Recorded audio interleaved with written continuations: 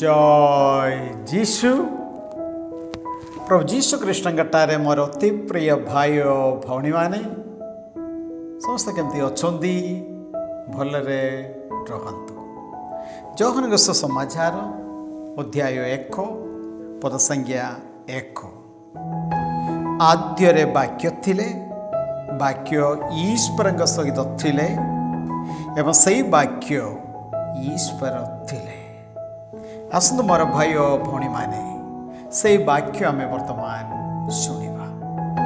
जय जीशु।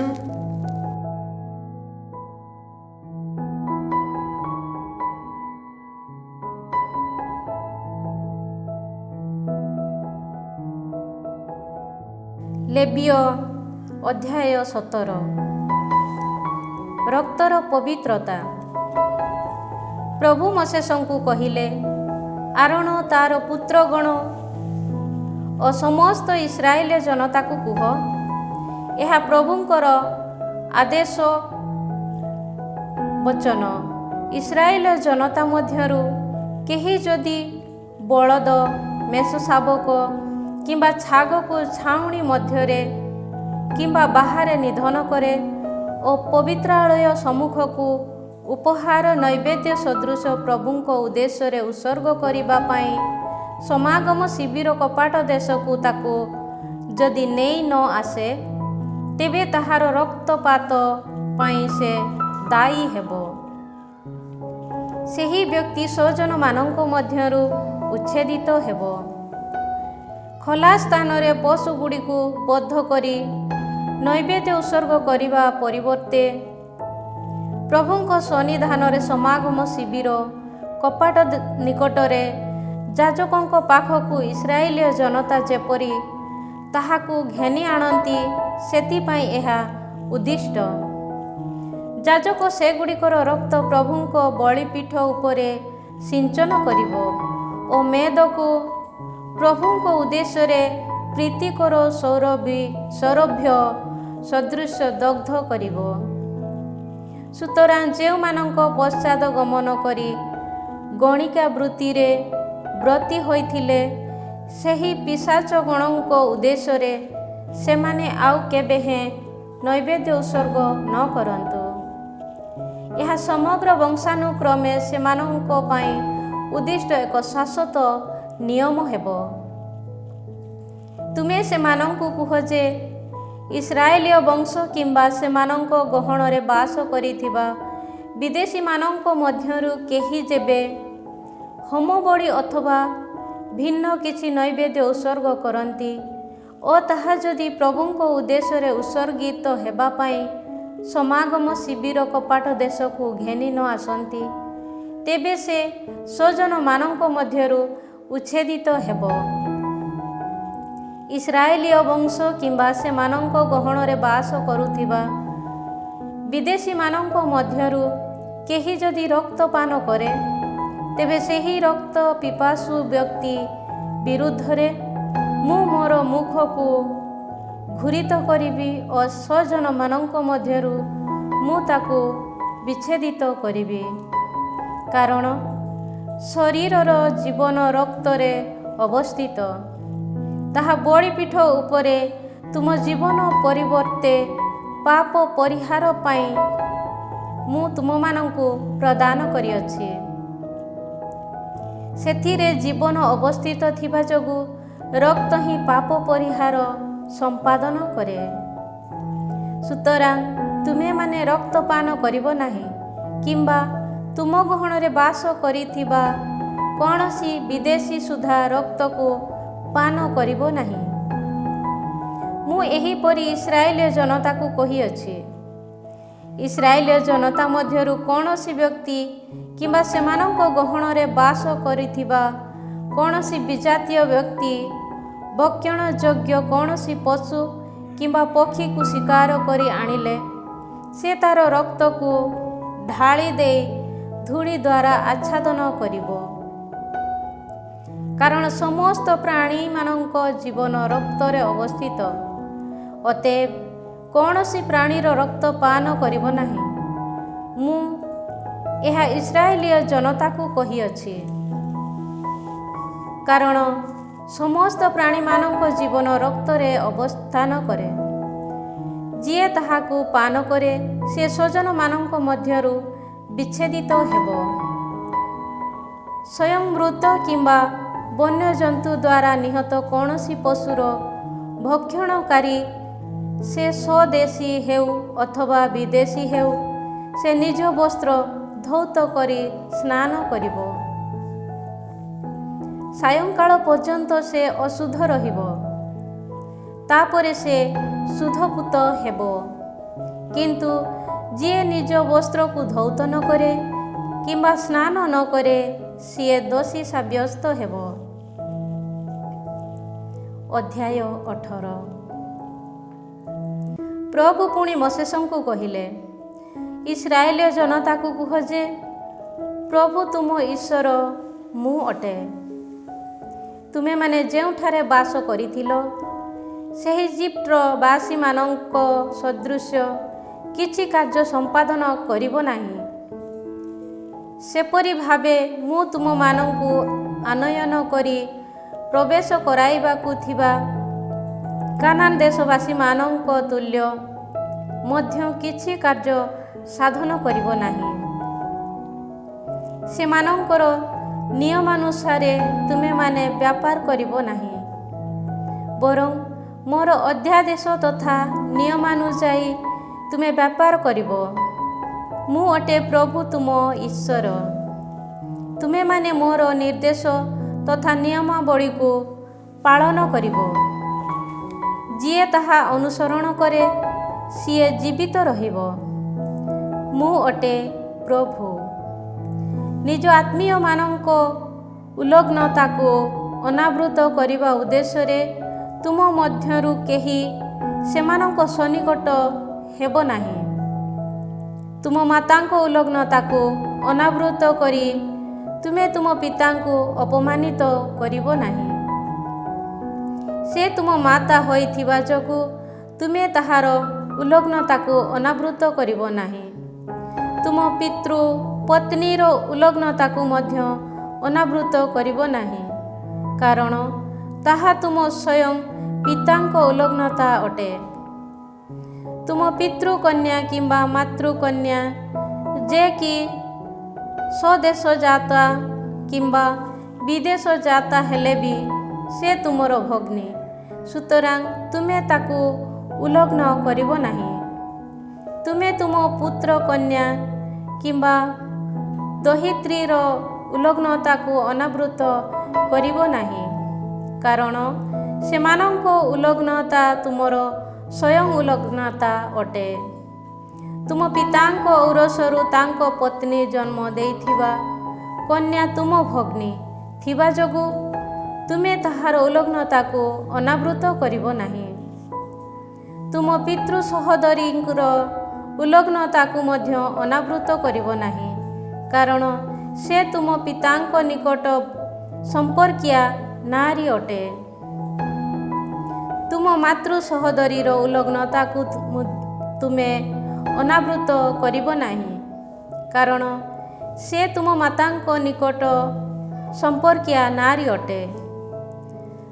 ତୁମ ପିତୃ ସହୋଦରଙ୍କ ପତ୍ନୀର ଉଲଗ୍ନତାକୁ ଅନାବୃତ କରି ତୁମେ ତାକୁ ଅପମାନିତ କରିବ ନାହିଁ, କାରଣ ସେ ତୁମ ସମ୍ପର୍କୀୟା ନାରୀ ଅଟେ। ତୁମ ପୁତ୍ରକନ୍ୟାର ଉଲଗ୍ନତାକୁ ଅନାବୃତ କରିବ ନାହିଁ। ସେ ତୁମ ପୁତ୍ରକନ୍ୟା ତହୁଁ ତୁମେ ତାହାର ଉଲଗ୍ନତାକୁ ଅନାବୃତ କରିବ ନାହିଁ। ତୁମ ସହୋଦର ପତ୍ନୀର ଉଲଗ୍ନତାକୁ ତୁମେ ଅନାବୃତ କରିବ ନାହିଁ, କାରଣ ତାହା ତୁମ ସହୋଦରଙ୍କ ଉଲଗ୍ନତା ଅଟେ।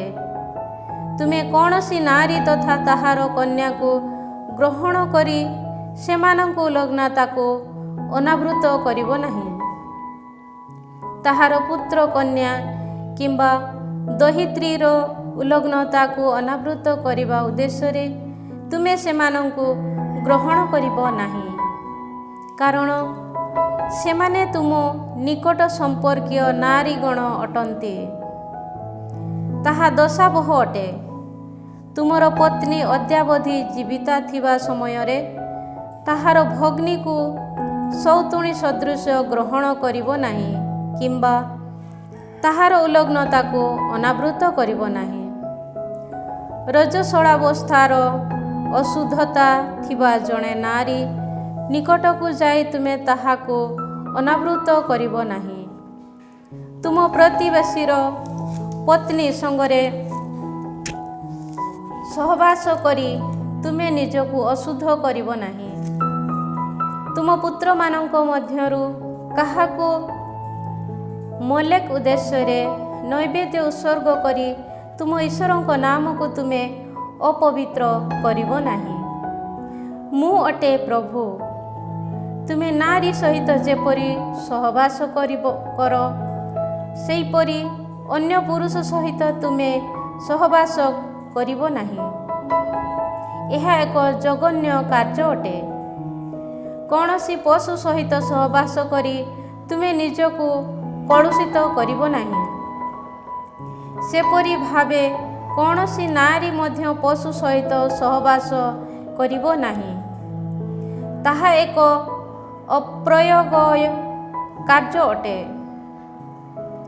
ଏ ସମସ୍ତ ମଧ୍ୟରୁ କୌଣସି କାର୍ଯ୍ୟକଳାପ ଜରିଆରେ ତୁମେମାନେ ନିଜ ନିଜକୁ କଳୁଷିତ କରିବ ନାହିଁ। ତୁମ ସମ୍ମୁଖରୁ ମୁଁ ଯେଉଁମାନଙ୍କୁ ବିତାଡ଼ନ କରିବି ସେ ସମସ୍ତ ଜାତି ଏପରି କାର୍ଯ୍ୟକଳାପ ଦ୍ୱାରା ନିଜ ନିଜକୁ କଳୁଷିତ କରିଥିଲେ। ସେହି ଦେଶ ମଧ୍ୟ ତଦ୍ୱାରା କଳଙ୍କିତ ହୋଇଛି। ଅତଏବ ମୁଁ ତାହାକୁ ଶାସ୍ତି ବିଧାନ କଲି। ସୁତରାଂ ସେହି ଦେଶ ସ୍ୱଦେଶବାସୀମାନଙ୍କୁ ବମନ କରିଅଛି। କିନ୍ତୁ ତୁମେମାନେ ଓ ତୁମ ମଧ୍ୟରେ ବାସ କରୁଥିବା ସମସ୍ତ ବିଦେଶୀ ମୋର ନିୟମ ତଥା ଅଧ୍ୟାଦେଶ ପାଳନ କରିବ ଓ ଏତାଦୃଶ୍ୟ କୌଣସି ଜଘନ୍ୟ ସାଧନ କରିବା ପାଇଁ ଲିପ୍ତ ହେବ ନାହିଁ। ତଦ୍ରୂପ ଜଘନ୍ୟ କାର୍ଯ୍ୟ ସମ୍ପାଦନ କରିବା ପାଇଁ ବ୍ରତୀ ହୋଇ ତୁମ ପୂର୍ବବର୍ତ୍ତୀ ସେହି ଦେଶବାସୀଗଣ ଦେଶକୁ କଳଙ୍କିତ କଲେ। ସୁତରାଂ ଏହି ଦେଶ ଯେପରି ତୁମ ପୂର୍ବବର୍ତ୍ତୀ ବାସିନ୍ଦାମାନଙ୍କୁ ବମନ କରୁଥିଲା ସେହିପରି ତୁମମାନଙ୍କ ଦ୍ୱାରା କଳଙ୍କିତ ହୋଇ ସେହି ଦେଶ ତୁମମାନଙ୍କୁ ମଧ୍ୟ ବମନ ନ କରିବା ପାଇଁ ସତର୍କ ହୁଅ। କାରଣ ଏଭଳି ଜଘନ୍ୟ କାର୍ଯ୍ୟକଳାପର ସାଧନ ପାଇଁ କେହି ଯଦି ବ୍ରତୀ ହୁଏ ସେମାନେ ସ୍ୱଜନମାନଙ୍କ ମଧ୍ୟରୁ ବିଚ୍ୟୁତ ହେବେ। ସୁତରାଂ ତୁମ ପୂର୍ବରୁ ଯେଉଁ କାର୍ଯ୍ୟକଳାପ ସେଠାରେ ସମ୍ପାଦିତ ହୋଇଥିଲା ତାହା ଅନୁଗତ ହୋଇ ନିଜ ନିଜକୁ କଳୁଷିତ ନ କରିବା ଓ ମୋର ନିର୍ଦ୍ଦେଶାବଳୀକୁ ପାଳନ କରିବା ପାଇଁ ବ୍ରତୀ ହୁଅ। ପ୍ରଭୁ ତୁମ ଈଶ୍ୱର ମୁଁ ଅଟେ। ଅଧ୍ୟାୟ 19 ପବିତ୍ରତା ସମ୍ପର୍କୀୟ ବିଭିନ୍ନ ନିୟମାବଳୀ।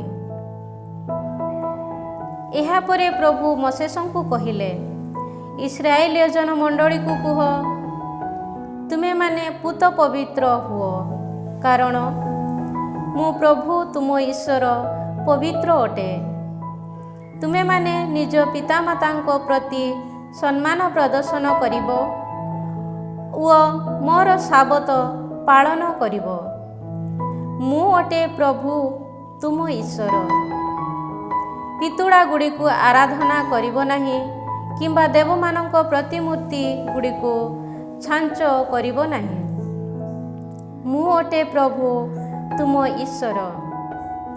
ତୁମେମାନେ ଯେବେ ପ୍ରଭୁଙ୍କ ଉଦ୍ଦେଶ୍ୟରେ ଶାନ୍ତି ବଳି ଉତ୍ସର୍ଗ କରିବ ତେବେ ତାହା ଗ୍ରହଣଯୋଗ୍ୟ ହେବା ଭଳି ଅର୍ପଣ କରିବ। ଅର୍ପିତ ଦିନ ତଥା ପରବର୍ତ୍ତୀ ଦିନରେ ତାହା ଭୋଜ୍ୟ ହେବ, କିନ୍ତୁ ତୃତୀୟ ଦିବସରେ ତାହା ଯାହା କିଛି ଅବଶିଷ୍ଟ ହୋଇ ରହିବ ତାହା ଅଗ୍ନିରେ ଦଗ୍ଧୀଭୂତ ହେବ। ତୃତୀୟ ଦିବସରେ ତାହା ଯଦି ଭୋଜ୍ୟ ହୁଏ ତେବେ ତାହା ଜଘନ୍ୟ ହେବ ଓ ଅସ୍ୱୀକୃତ ହେବ ନାହିଁ। ଯିଏ ତାହା ଭକ୍ଷଣ କରିବ ସେ ଦୋଷୀ ସାବ୍ୟସ୍ତ ହେବ, କାରଣ ପ୍ରଭୁଙ୍କ ପବିତ୍ର ବସ୍ତୁକୁ ସେ ଅପବିତ୍ର କରିଅଛି, ସେହି ବ୍ୟକ୍ତି ସ୍ୱଜନମାନଙ୍କ ମଧ୍ୟରୁ ବିଚ୍ଛେଦିତ ହେବ। ଫସଲ ଅମଳ କରିବା କାଳରେ ତୁମେମାନେ କ୍ଷେତର ସୀମା ସରହଦ ପର୍ଯ୍ୟନ୍ତ ଅମଳ କରିବ ନାହିଁ, କିମ୍ବା ଅମଳ କଲା ପରେ ପରିତ୍ୟଜ୍ୟ ଶସ୍ୟକୁ ସାଉଟିବ ନାହିଁ। ସେପରି ଭାବେ ଦ୍ରାକ୍ଷା ଫଳ ମଧ୍ୟ ସମ୍ପୂର୍ଣ୍ଣ ଭାବେ ସଂଗ୍ରହ କରିବ ନାହିଁ, କିମ୍ବା ଭୂତଳେ ପତିତ ଫଳଗୁଡ଼ିକୁ ସାଉଟିବ ନାହିଁ। ଦରିଦ୍ର ତଥା ବିଦେଶୀମାନଙ୍କ ଉଦ୍ଦେଶ୍ୟରେ ତାକୁ ତ୍ୟାଗ କରିବ। ମୁଁ ଅଟେ ପ୍ରଭୁ ତୁମ ଈଶ୍ୱର। ଚୋରି କରିବ ନାହିଁ, କିମ୍ବା ପ୍ରବଞ୍ଚନା କରିବ ନାହିଁ, ଅଥବା ପରସ୍ପର ସହିତ ମିଥ୍ୟାଳାପ କରିବ ନାହିଁ। ମୋ ନାମରେ ମିଥ୍ୟା ଶପଥ କରିବ ନାହିଁ ଓ ତୁମ ଈଶ୍ୱରଙ୍କ ନାମକୁ ଅପବିତ୍ର କରିବ ନାହିଁ। ମୁଁ ଅଟେ ପ୍ରଭୁ। ତୁମ ପ୍ରତିବେଶୀ ପ୍ରତି ଅତ୍ୟାଚାର କରିବ ନାହିଁ, କିମ୍ବା ତାକୁ ଲୁଣ୍ଠନ କରିବ ନାହିଁ। ମଜୁରିଆ ଦେୟକୁ ସନ୍ଧ୍ୟାରୁ ପ୍ରତ୍ୟୁଷ ପର୍ଯ୍ୟନ୍ତ ତୁମ ପାଖରେ ସଂରକ୍ଷଣ କରି ରଖିବ ନାହିଁ। ବଧିରକୁ ଅଭିଶାପ ଦେବ ନାହିଁ ଓ ଅନ୍ଧ ବ୍ୟକ୍ତିର ପଥରେ ଫାଶ ପକାଇବ ନାହିଁ।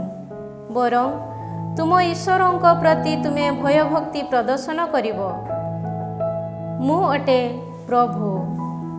ତୁମେମାନେ ନ୍ୟାୟାଳୟରେ କୌଣସି ଅନ୍ୟାୟ ବିଚାର ସାଧନ କରିବ ନାହିଁ। ସେଠାରେ ନିର୍ଦ୍ଧନ କିମ୍ବା ଧନୀ କାହାରି ପ୍ରତି କୌଣସି ପକ୍ଷପାତିତା ନ ଦର୍ଶାଇ ନ୍ୟାୟପରାୟଣତା ସହ ପ୍ରତିବେଶୀର ବିଚାର କରିବ। ତୁମ ସ୍ୱଜନମାନଙ୍କ ବିରୁଦ୍ଧରେ ମିଥ୍ୟା ପ୍ରବାଦ କରି ଭ୍ରମଣ କରିବ ନାହିଁ, କିମ୍ବା ତୁମ ପ୍ରତିବେଶୀର ଜୀବନକୁ ବିପନ୍ନ କରିବ ନାହିଁ। ମୁଁ ଅଟେ ପ୍ରଭୁ। ତୁମ ଅନନ୍ତର ତୁମର ଭ୍ରାତା ପ୍ରତି ଘୃଣା ଭାବ ରଖିବ ନାହିଁ, ବରଂ ତା ପ୍ରତି ଯୁକ୍ତିଯୁକ୍ତ ଭାବ ଦର୍ଶାଇବ, ନଚେତ୍ ତା ଯୋଗୁଁ ତୁମେ ଦୋଷୀ ସାବ୍ୟସ୍ତ ହେବ। ତୁମ ସ୍ୱଜନମାନଙ୍କ ବିରୁଦ୍ଧରେ ପ୍ରତିଶୋଧ ନେବ ନାହିଁ, କିମ୍ବା ବିଦ୍ୱେଷ ଭାବ ଦେଖାଇବ ନାହିଁ, ବରଂ ତୁମ ପ୍ରତିବେଶୀକୁ ଆତ୍ମବତ୍ ସ୍ନେହ କରିବ। ମୁଁ ଅଟେ ପ୍ରଭୁ। ତୁମେମାନେ ମୋର ନିୟମାବଳୀ ପାଳନ କରିବ। ଏକ ଜାତିର ପଶୁକୁ ଅନ୍ୟ ଜାତିର ପଶୁ ସହ ପ୍ରଜନନ କରାଇବ ନାହିଁ। ତୁମ କ୍ଷେତରେ ଦ୍ୱିଜାତୀୟ ବିହନକୁ ମିଶ୍ରଣ କରି ବପନ କରିବ ନାହିଁ। ସେପରି ଭାବେ ତୁମେ ତୁମ ଦୁଇ ପ୍ରକାର ସୂତ୍ର ମିଶ୍ରିତ ପରିଧାନ କରିବ ନାହିଁ। କୌଣସି ପୁରୁଷ ପ୍ରତି ବାଗ୍ଦତ୍ତା ଥିବା, କିମ୍ବା ଅଦ୍ୟାବଧି ଉଦ୍ଧାରିତ ତଥା ନିଜ ସ୍ୱାଧୀନତା ପ୍ରାପ୍ତ ହୋଇନଥିବା କୌଣସି ଦାସୀ ସଙ୍ଗରେ କୌଣସି ବ୍ୟକ୍ତି ଯଦି ସହବାସ କରେ, ତେବେ ତଦନ୍ତ କଲା ପରେ ସେମାନେ ଉଭୟେ ଶାସ୍ତିଯୋଗ୍ୟ ହେବେ। କିନ୍ତୁ ସେମାନେ ନିହତ ହୋଇ ନ ପାରନ୍ତି, କାରଣ ଦାସୀଟି ସ୍ୱତନ୍ତ୍ର ନଥିଲା। ସେହି ପୁରୁଷଟି ନିଜ ସକାଶେ ସମାଗମ ଶିବିର କପାଟ ଦେଶରେ ପ୍ରଭୁଙ୍କ ଉଦ୍ଦେଶ୍ୟରେ ପ୍ରାୟଶ୍ଚିତ ବଳି ରୂପେ ଗୋଟିଏ ପୁଙ୍ଗ୍ମେଷ ଉତ୍ସର୍ଗ କରିବ। ପ୍ରାୟଶ୍ଚିତ ବଳି ପାଇଁ ଉଦ୍ଦିଷ୍ଟ ପୁଙ୍ଗ୍ମେଷକୁ ପ୍ରଭୁଙ୍କ ସନ୍ନିଧାନରେ ଉତ୍ସର୍ଗ କରି ସେହି ପୁରୁଷ ସକାଶେ ଯାଜକ ପାପ ପରିହାର କରିବ। ତା ଦ୍ୱାରା କୃତ ପାପ କ୍ଷମିତ ହେବ। ତୁମେମାନେ କାନାନ୍ ଦେଶରେ ଆସି ପହଞ୍ଚି ବିବିଧ ଫଳ ବୃକ୍ଷ ରୋପଣ କରିବା ସମୟରେ ସେଗୁଡ଼ିକର ଫଳକୁ ନିଷିଦ୍ଧ ସମ ପରିଗଣନା କରିବ। 3 ବର୍ଷ ବ୍ୟାପୀ ସେଗୁଡ଼ିକର ଫଳ ତୁମର ଭକ୍ଷଣ ପାଇଁ ନିଷିଦ୍ଧ ହୋଇ ରହିବ। ଚତୁର୍ଥ ବର୍ଷରେ ପ୍ରଭୁଙ୍କ ଉଦ୍ଦେଶ୍ୟରେ ଉତ୍ସର୍ଗୀକୃତ ସ୍ତୁତି ସଦୃଶ ତୁମେ ସେଗୁଡ଼ିକର ଫଳକୁ ପବିତ୍ର ବୋଲି ବିବେଚନା କରିବ। ପଞ୍ଚମ ବର୍ଷରେ ତୁମେ ସେଗୁଡ଼ିକର ଫଳ ଭକ୍ଷଣ କରିବ, ଯାହା ଫଳରେ ସେ ସମସ୍ତ ତୁମ ପାଇଁ ପ୍ରଚୁର ଫଳ ଉତ୍ପାଦନ କରିବ। ମୁଁ ଅଟେ ପ୍ରଭୁ ତୁମ ଈଶ୍ୱର। ତୁମେମାନେ ରକ୍ତ ମିଶ୍ରିତ ମାଂସ ଭକ୍ଷଣ କରିବ ନାହିଁ। ତୁମେମାନେ ଶକୁନ ସନ୍ଧାନ କିମ୍ବା କୁହୁକ ବିଦ୍ୟା ଉପଯୋଗ କରିବ ନାହିଁ। କାନମୁଣ୍ଡାକୁ କ୍ଷୌର କରିବ ନାହିଁ କିମ୍ବା ଦାଢ଼ିର ଅଗ୍ରଭାଗକୁ କାଟିବ ନାହିଁ। ମୃତ ଲୋକ ନିମିତ୍ତ ତୁମେମାନେ ସ୍ୱଶରୀରକୁ ଅସ୍ତ୍ରାଘାତ କରିବ ନାହିଁ ଅଥବା ଚିତା କୁଟାଇବ ନାହିଁ। ତୁମର କନ୍ୟାକୁ ଗଣିକା ବୃତ୍ତି ନିମନ୍ତେ ସମର୍ପଣ କରିବ ନାହିଁ। ତାହା ଯଦି ହୁଏ, ସମଗ୍ର ଦେଶ ବ୍ୟଭିଚାରରେ ପରିପୂର୍ଣ୍ଣ ହେବ ଓ ଦୁଷ୍ଟତାରେ ପରିପୂରିତ ହେବ। ତୁମେମାନେ ମୋର ସାବତ ପାଳନ କରିବ ଓ ମୋର ପବିତ୍ରାଳୟ ପ୍ରତି ସମ୍ମାନ ପ୍ରଦର୍ଶନ କରିବ। ମୁଁ ଅଟେ ପ୍ରଭୁ। ତୁମେମାନେ ଯାଦୁକର ତଥା ଦୈବଜ୍ଞମାନଙ୍କ ସମୀପବର୍ତ୍ତୀ ହୋଇ କଳୁଷିତ ହେବ ନାହିଁ। ମୁଁ ଅଟେ ପ୍ରଭୁ ତୁମର ଈଶ୍ୱର। ଧୂସର କେଶ ବିଶିଷ୍ଟ ବୟୋବୃଦ୍ଧ ଲୋକ ସମ୍ମୁଖରେ ତୁମେମାନେ ଦଣ୍ଡାୟମାନ ହେବ ଓ ସେମାନଙ୍କ ପ୍ରତି ଶ୍ରଦ୍ଧା ପ୍ରଦର୍ଶନ କରିବ। ତୁମେ ଈଶ୍ୱରଙ୍କ ପ୍ରତି ଭୟଭକ୍ତି ଦେଖାଇବ। ମୁଁ ଅଟେ ପ୍ରଭୁ। ତୁମ ଦେଶବାସୀ ବିଦେଶୀ ପ୍ରତି କିଛି ଉପଦ୍ରବ କରିବ ନାହିଁ। ତୁମ ମଧ୍ୟବାସୀ ବିଦେଶୀକୁ ତୁମେମାନେ ସ୍ୱଦେଶୀ ସଦୃଶ ପରିଗଣନା କରିବ। ତାକୁ ତୁମେ ଆତ୍ମବତ୍ ସ୍ନେହ କରିବ, କାରଣ ସ୍ୱୟଂ ତୁମେମାନେ ଇଜିପ୍ଟରେ ବିଦେଶୀ ସଦୃଶ ଜୀବନଯାପନ କରିଥିଲ। ମୁଁ ଅଟେ ପ୍ରଭୁ ତୁମର ଈଶ୍ୱର। ତୁମେମାନେ ଦୈର୍ଘ୍ୟ ତଥା ଓଜନ ପରିମାପଣରେ କୌଣସି ଅନୀତି ଆଚରଣ ସାଧନ କରିବ ନାହିଁ। ନ୍ୟାୟପର ତୁଳାଦଣ୍ଡ, ବଟଖରା ଓ ନ୍ୟାୟପର ଏଫା ତଥା ହୀନ ତୁମେ ବ୍ୟବହାର କରିବ। ଇଜିପ୍ଟରୁ ତୁମକୁ ବହିର୍ଭୂତ କରାଇ ଆଣିଥିବା ପ୍ରଭୁ ତୁମ ଈଶ୍ୱର ମୁଁ ଅଟେ। ମୋର ସମସ୍ତ ନିୟମ ତଥା ଅଧ୍ୟାଦେଶର ଅନୁସରଣ କରି ତୁମେମାନେ ସମସ୍ତ କାର୍ଯ୍ୟ ସାଧନ କରିବ। ମୁଁ ଅଟେ ପ୍ରଭୁ। ପ୍ରେଜ୍ ଦ ଲର୍ଡ, ପ୍ରେଜ୍ ଦ ଲର୍ଡ। ମାର୍କୋଙ୍କ ସୁସମାଚାର ଅଧ୍ୟାୟ 4 ପଦ ସଂଖ୍ୟା 4। ଯୀଶୁ ଉତ୍ତର ଦେଲେ, ଲେଖା ଅଛି, ମନୁଷ୍ୟ କେବଳ ରୋଟିରେ ବଞ୍ଚେ ନାହିଁ, ବରଂ ଈଶ୍ୱରଙ୍କ ମୁଖ ନିଃସୃତ ପ୍ରତ୍ୟେକ ବାଣୀରେ ବଞ୍ଚେ। ପ୍ରାର୍ଥନା କରିବା। ପ୍ରଭୁ ଆମ୍ଭମାନଙ୍କୁ ବାକ୍ୟ ଦିଅ। ଧନ୍ୟବାଦ ଯୀଶୁ, ତୁମର ପବିତ୍ର ବାକ୍ୟ ପାଇଁ, ଜୀବନ୍ତ ବାକ୍ୟ ପାଇଁ ଆଜି ଆମେ ତୁମକୁ ଧନ୍ୟବାଦ ଦେଉଛୁ। ପ୍ରଭୁ ସର୍ବଶକ୍ତିମାନ ପରମେଶ୍ୱର ପିତା ଓ ପୁତ୍ର ଏବଂ ପବିତ୍ର ଆତ୍ମା ଆପଣମାନଙ୍କୁ ଆଶୀର୍ବାଦ କରନ୍ତୁ। ଆମେନ୍। ସମସ୍ତଙ୍କୁ ଜୟ ଯୀଶୁ।